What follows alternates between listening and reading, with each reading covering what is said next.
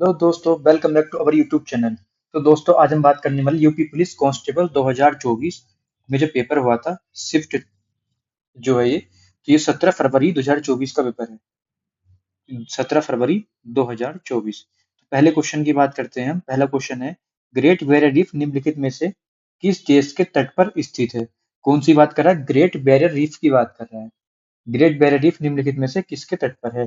तो पहला ऑप्शन है ऑस्ट्रेलिया, दूसरा ऑप्शन है फिलीपींस, तीसरा ऑप्शन है दक्षिण अफ्रीका और चौथा है इंडोनेशिया। मतलब ये है पहला ऑस्ट्रेलिया, दक्षिण अफ्रीका, फिलीपींस, इंडोनेशिया। इसमें से किस देश में ग्रेट बैरियर रीफ किस देश के तट पर ग्रेट बैरियर रीफ है?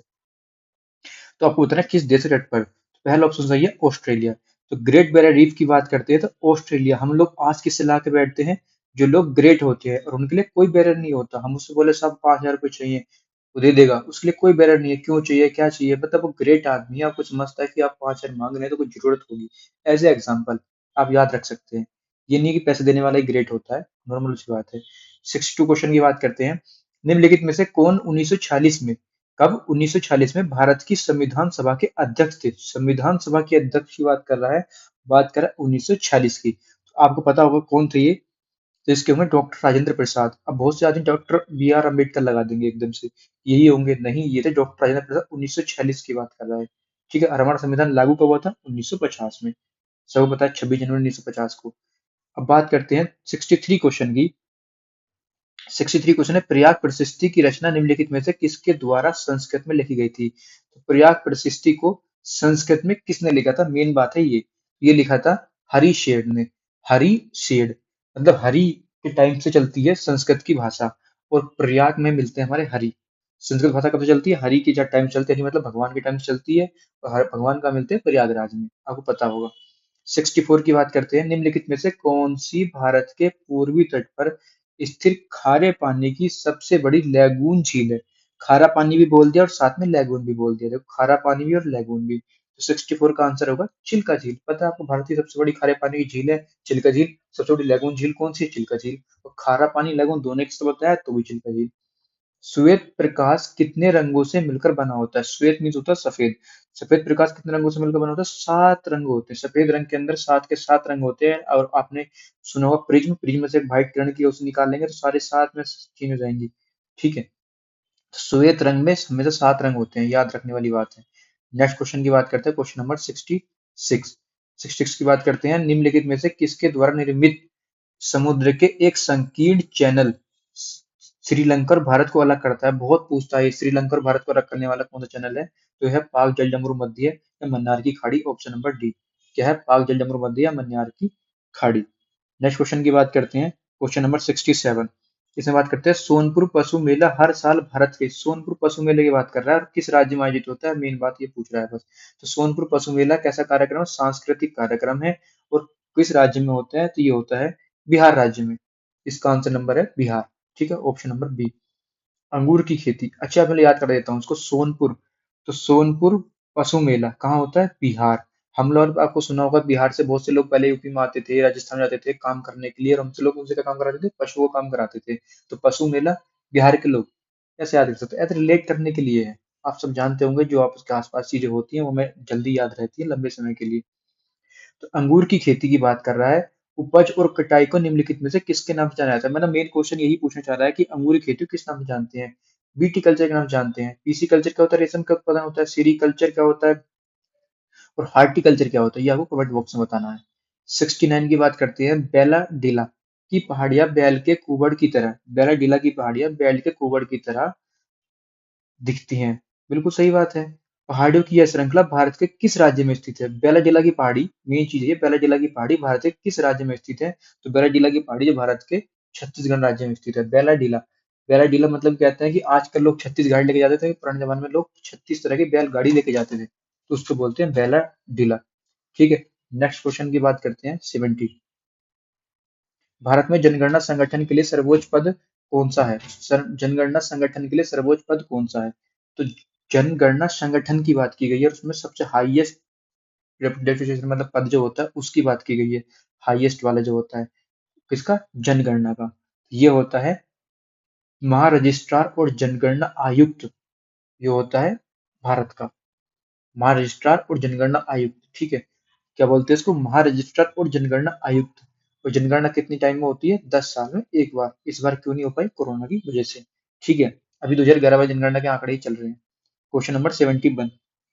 क्वेश्चन नंबर 71 कहता है, कुमार संभव के लेखक कौन है। तो कुमार संभव किसने लिखी थी, ये लिखी थी महाकवि कालिदास ने। कालिदास जी के लिए कुछ भी असंभव नहीं था, वो ऐसे कुमार थे, उनके लिए सब कुछ संभव था। आपने इनकी स्टोरी सुनी होगी, पत्नी से मिलने जाते हैं, बाढ़ में तैरती हुई लाश को लटा समझ के उसको उसको ऊपर बैठ के पार कर देते हैं। तो कालिदास जी ऐसे महान आदमी थे, इनके लिए सब कुछ संभव था, इनके लिए कुछ भी असंभव नहीं था। ये ऐसे कुमार थे, ऐसे महाकवि थे, ठीक है। Question number 72। विश्व पुस्तक दिवस निम्न प्रत्येक वर्ष निम्नलिखित में से किस दिन मनाया जाता है। कौन सा, विश्व पुस्तक दिवस। तो वर्ल्ड बुक डे की बात कर रहा है, वर्ल्ड बुक डे किस वर्ष मनाया जाता है, ये मनाया जाता है 23 अप्रैल। देखो हम जो आदमी जो लंबे सफर करते हैं रेल में, तो अप्रैल को रेल से याद कर लेते हैं, वो 2-3 बुक आराम से पढ़ लेते हैं, क्योंकि बैठे बैठे टाइम पास नहीं हो रहा है। आजकल के लोग क्या होता है, कानों में लीड लगाई, गाने चलाए, काम खत्म हो गया। लेकिन पहले लोग ऐसे नहीं करते, वो कोई मैगजीन ले लेते थे, मैं देखो बहुत मैगजीन बिकती थी स्टेशनों पे, आराम से बैठ के 2-3 बुक पढ़ ली। तो ये हो गया 2-3, मतलब 2-3 रेल, अप्रैल बुक डे या वर्ल्ड बुक डे, ठीक है। नेक्स्ट क्वेश्चन की बात करते हैं, 73। 73 की बात कर रहे हैं, निम्नलिखित में किस राज्य में कुछ हिस्सों में 400 साल पहले सिंचाई की एक स्थानीय प्रणाली विकास की गई थी। तो उस जिसे कुल्ह कहा जाता था, क्या बोलते थे उसको, कुल्ह बोलते थे। तो कहाँ पे, मतलब किस राज्य में ये स्टार्टिंग हुई थी कुल्ह की। कुल्ह क्या है, यह एक नहर सिंचाई की एक प्रणाली होती है जिसे कुल्ह कहते हैं।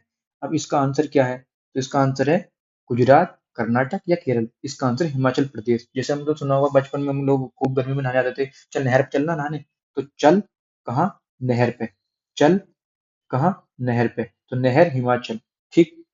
नहर से क्या होती थी, सिंचाई। आजकल तो नहीं होती, लेकिन पहले नहर से, कुएं से, मतलब बैल, बैल मीन्स कुआं, उससे होती थी। आजकल तो पता ही है आपको, बस इंजन रखा काम चालू। किसी देश की शहरी क्षेत्रों में रहने वाली आनुपातिक जनसंख्या में वृद्धि को निम्नलिखित में से क्या कहा जाता है। आनुपातिक जनसंख्या वृद्धि की बात कर रहा है ये। तो आनुपातिक जनसंख्या वृद्धि औपनिवेशीकरण कहलाती है, शहरीकरण कहलाती है, ग्रामीणकरण कहलाती है, अनियोजित विकास कहलाता है। ये कहलाती है औपनिवेशीकरण। औपनिवेशीकरण कौन सी, आनुपातिक जनसंख्या औपनिवेशीकरण। नेक्स्ट क्वेश्चन की बात करते हैं, national aluminium, national aluminium company limited, Nalco, क्या बोलते हैं इसको, Nalco. National aluminium company limited, Nalco, ठीक है। सीओ से कंपनी, एल से लिमिटेड, नालको कहाँ पे स्थित है, ये है नूनमती, असम में।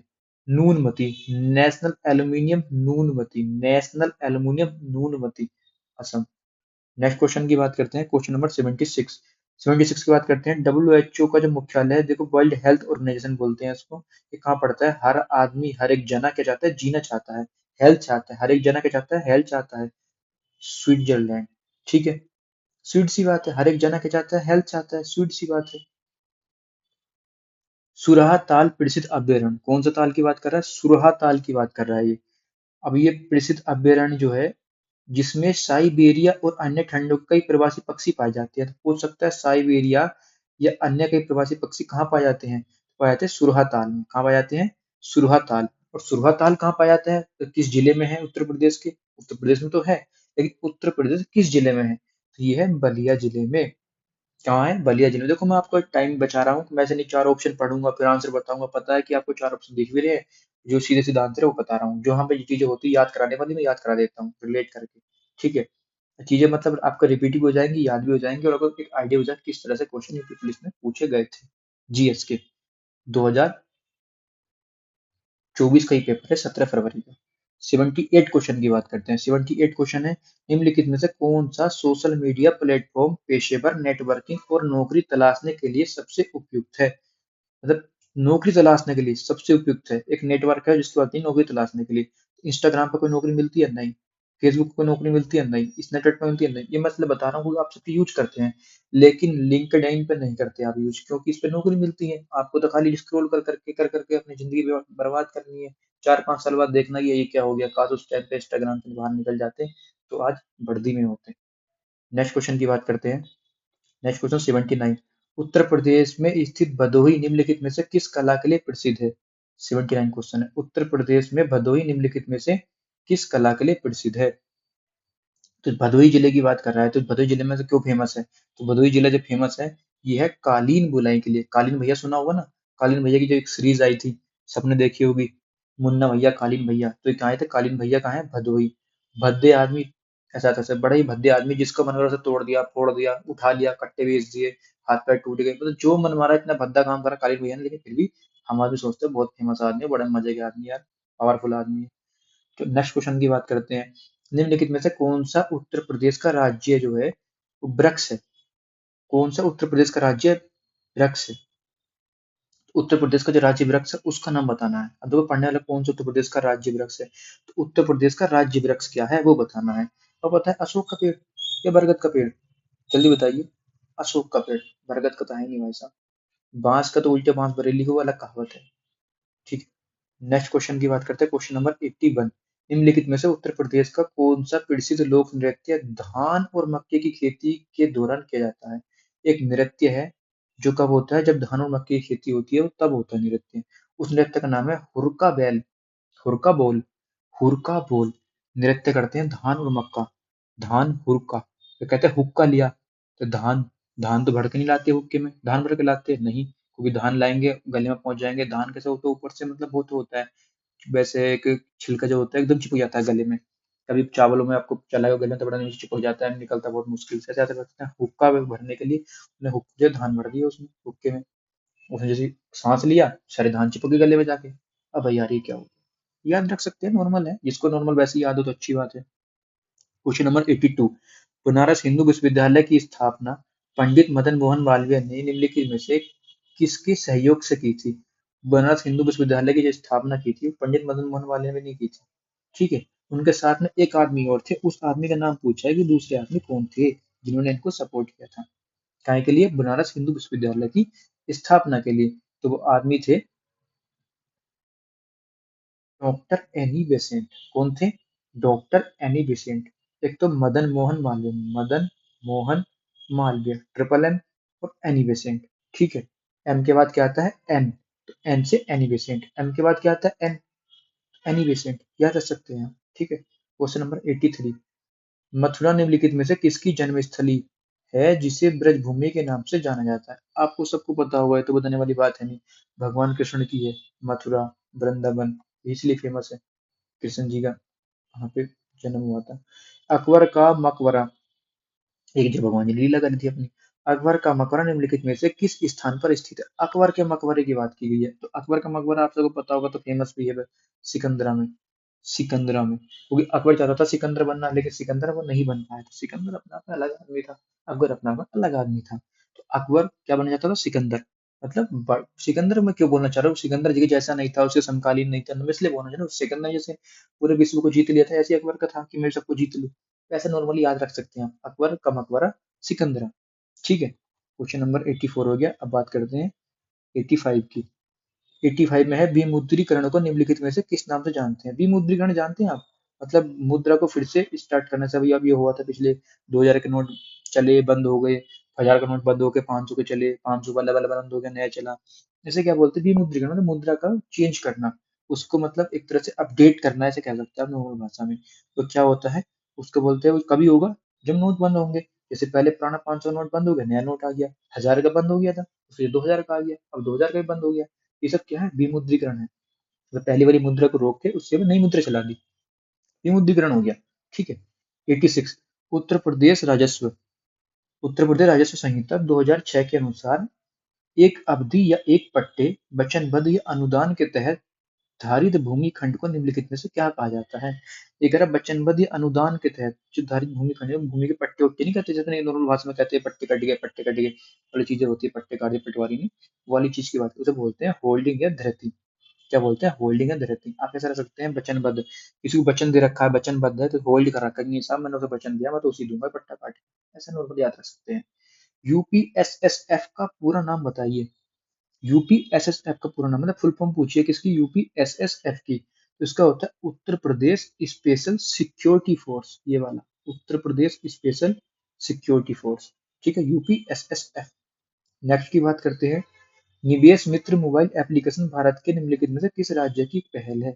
कौन सा है निवेश मित्र मोबाइल? किसकी बात कर रहा है? निवेश मित्र मित्र मोबाइल की बात कर रहा है। तो ये है उत्तर प्रदेश। आपको एक पेपर आंसर क्वेश्चन जरूर मिलेगा जिसका आंसर उत्तर प्रदेश होगा। बस ये है कि आपको पहचानना है कि कौन सा क्वेश्चन है। ठीक है, कि उसका आंसर उत्तर प्रदेश पक्का मिलेगा। 89 क्वेश्चन की बात करते हैं।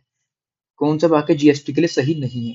देखो, ये सेंटेंस दे रखे हैं तो देखना है कौन सा राइट है कौन सा रॉन्ग है। तो एक रॉन्ग है, बाकी सब राइट है। जीएसटी एक गंतव्य आधारित कर है, बिल्कुल सही बात है। गंतव्य आधारित जानते हैं, डेस्टिनेशन बेस्ड जो होता है। वस्तु और सेवाओं पर कई प्रकार के कर लगाए जाते हैं। वस्तु और सेवा, ये अलग अलग बोल रहा है इस चीज को। चलो नेक्स्ट पढ़ के देखते हैं। नेक्स्ट कहता है जीएसटी एकल प्रशासन के तहत पूरे देश में एक सामान्य कानून की प्रतिक्रिया, बिल्कुल सही बात है। एक देश एक टैक्स के लिए तो बनाया गया है इसको। जीएसटी इनपुट टैक्स के साथ एक ही दर पर वस्तु और सेवाओं के दोनों पर एक व्यापक उगाही और वसूली है। जीएसटी इनपुट टैक्स क्रेडिट मूल्य घटाव के लाभ के साथ एक ही दर पर वस्तु और सेवाओं के दोनों पर एक व्यापक उगाही और वसूली है, बिल्कुल सही बात है। तो कौन सा वाला गलत है? ये वाला, क्योंकि वस्तु और सेवा कई प्रकार का है, ये बात गलत है। एक देश एक टैक्स की बात की गई है। ईमेल में भरोसेमंद स्रोत बनकर दुर्भावनापूर्ण कारणों के लिए संवेदनशील जानकारी जैसे यूजर्स नेम, पासवर्ड और क्रेडिट कार्ड विवरण आदि प्राप्त करने का प्रयास क्या कहलाता है? ये ईमेल में बता रहा है। ईमेल में जो हम लोग यूजर्स रखते हैं, नेम रखते हैं, पासवर्ड रखते हैं और क्रेडिट कार्ड का विवरण रख देते हैं, उस चीज को हम क्या बोलते हैं? उस चीज को बोलते हैं फिशिंग। क्या बोलते हैं उसको हम? फिशिंग। फिशिंग मतलब मछली पकड़ने वाली फिश नहीं है ये। सोच ले आप मछली पकड़ने वाली फिश हो गई है। ये फिशिंग बोलते हैं इसको। अरे अजीब सी बनी है, छोड़ो इस चीज को। अगला देखते हैं क्वेश्चन नंबर 91। क्वेश्चन नंबर 91 की बात करते हैं। टका निम्नलिखित में से किस देश की मुद्रा है? टका। अब आपने सुना होगा टका, सबको पता है। बांग्लादेश टका। बंगले में आदमी करता है ढाकी टिकी ढाकी टिकी, ऐसे याद रख सकते हैं नॉर्मल। जिसके पास बंगला है वो तो भाई साहब टका शेर खाजी, पता नहीं क्या क्या वो भाजी। मगर ये टका बंगला, जिसके पास बंगला है वो तो टका। बस ऐसे याद रख सकते हैं नॉर्मल। निम्नलिखित में से कौन सा पुरस्कार सहकारी और दुग्ध उत्पादक कंपनियों को आगे बढ़ाने और प्रतिस्पर्धी भावना पैदा करने के लिए प्रेरित करने हेतु दिया जाता है? इतना लंबा क्वेश्चन है, समझ में नहीं आ रहा। अब उससे क्या चीज है ये भाई पुरस्कार सहकारी और दुग्ध उत्पादक कंपनियों की बात करेगी, या उनको प्रमोट करने के लिए, उनको बढ़ावा देने के लिए। अर्जुन पुरस्कार नहीं होगा, ये तो खेल वाले होते हैं। द्रोणाचार्य नहीं होगा, ध्यानचंद नहीं होगा। ध्यानचंद, मेरे ध्यानचंद से स्टार्ट किया गया था ये। राष्ट्रीय गोपाल रत्न पुरस्कार, गोपाल गाय को पालने वाला और दूध की बात करेगी, ये ऐसे याद रख सकते हैं। ठीक। निम्नलिखित में से कौन सा बंदरगाह कच्छ, गुजरात का कच्छ का रण पड़ता है ना, तो गुजरात के कच्छ बंदरगाह पर है। कौन सा बंदरगाह कच्छ गुजरात में स्थित है? तो गुजरात का जो कच्छ है उसमें कौन सा बंदरगाह, उसका नाम बताना है। तो उसका नाम क्या है? उसका नाम है कांडला बंदरगाह, जिसका नया नाम रख दिया गया है दीनदयाल बंदरगाह। तो गुजरात कांडला, तो गुजरात जो कांड करेगा वो गुजर जाएगा, जो भी कांड करेगा वो गुजर जाएगा। कोई भी दीन दया वाला भाव उसके साथ नहीं होगा। कि गुजरात पता है ना किसका स्टेट है। जो भी कांड करेगा वो गुजर जाएगा, कोई भी दीन दया भाव कुछ नहीं होगा। ठीक है। अब मुझे पता है ये आएगा तो आप भूल नहीं पाओगे, तुरंत कर दोगे। कांड हुआ गुजरात में, वो गुजर गया। दीन दया, कोई भी दीन दया कुछ नहीं। निम्न हाल ही में श्री अमित शाह, अमित शाह को आप सब लोग जानते होंगे। हाल ही में श्री अमित शाह ने निम्नलिखित में से किस स्थान पर national cooperative dairy federation of India, NCDFI की फुल फॉर्म है ये, national cooperative dairy federation of India के मुख्यालय की आधारशिला रखी है? तो कहाँ रखी है? आनंद में। कहाँ रखी है? आनंद में। पता भाई, मोटा भाई हमेशा आनंद में रहते हैं। तो वो को है कोऑपरेटिव डेयरी। कौन सी डेयरी? Cooperative dairy federation of India. Question number 95। 95 की बात करते हैं। निम्नलिखित में से कौन खुदाई खिदमतगार था? कोई मैंने भी कल परसों एक सेट कराया था, उसमें भी आया था खुदाई खिदमतगार, फिर से खुदाई खिदमतगार। खैक है, बताया था ना, खैक है खुदाई। खुदाई खान, गफ्फार खान, कहाँ गुफा में खुदाई करी, कहाँ गुफा में, याद कराया था ऐसे। गुफा में खुदाई करी। देखो आराम से होगी। आप लोग प्रैक्टिस सेट लगाते रहिए। मैंने बताया ना, आप 1 घंटा रील्स में दे देंगे, पता नहीं चलेगा आपको। फालतू की इधर उधर रील शेयर कर देंगे, देखते रहेंगे। पर सबकी हैबिट होती है, लेकिन भाई अपनी एक बार वर्दी पहन लो, उसके बाद खुद की रील्स बना लियो, दुनिया तुम्हें लाइक करेगी। इस लाइक तो बनो। दूसरे की रील को लाइक कर रहे हो, शेयर कर रहे हो, अरे खुद से लाइक बनो, दुनिया तुम्हारी रील को लाइक करे, तुम्हें शेयर करे। Question number 96। निम्नलिखित में से किसने हाल ही में कोच्चि लक्षद्वीप की बात करी है? कोच्चि लक्षद्वीप समूह सबमरीन ऑप्टिकल फाइबर कनेक्शन के लिए शॉप्स का उद्घाटन किया? तो बस ये ध्यान रखना है, कोच्चि लक्षद्वीप समूह की बात करिए, यह सबमरीन, एक सबमरीन होती है ना, उसकी बात है, सबमरीन ऑप्टिकल फाइबर कनेक्शन। तो किसने करी है? ये करी है नरेंद्र मोदी जी ने, इसका उद्घाटन करा है कोची ऑप्टिकल सबमरीन का। केंद्रीय मंत्रिमंडल ने हाल ही में भारत और निम्नलिखित में से किस देश के बीच प्रवासन और गतिशीलता समझौते को मंजूरी दी है? ये दी है इटली ने। अब याद कैसे रखेंगे इसको हम, कौन समझौता है? ये है प्रवासन और गतिशीलता। इटली, प्रवासन और गतिशीलता। प्रवासन, आपने देखोगे आपके आसपास में जो भी प्रवासन, जो भी व्यक्ति होते हैं, उसे कुछ कह देते हैं, ईंट मार देते थे पुराने बचपन में। तुमने भी एक दो पत्थर तो किसी को मार ही दिया होगा जरूर, कंकड़ पत्थर। मैं मजाक की बात कर रहा हूँ। प्रवासन इटली, ठीक है, वैसे रिपीट नहीं होगा ये क्वेश्चन जहां तक है। हाल ही में, क्योंकि करंट क्वेश्चन है ना, हाल ही में भारतीय नौसेना का fast attack craft INS Kabra, क्या है ये? आईएनएस काबरा निम्नलिखित में से किस स्थान पर पहुंचा? क्या पहुंचा? आईएनएस काबरा किस स्थान पर पहुंचा? ये पहुंचा कोलंबो, श्रीलंका में। आईएनएस काबरा, काबरा कोलंबो। ऐसा ही चीजें बहुत ज्यादा मिलती है, रिलेट करती है, आप खुद से एनालाइज करना इस चीज को। काबरा कोलंबो। निम्नलिखित, अभी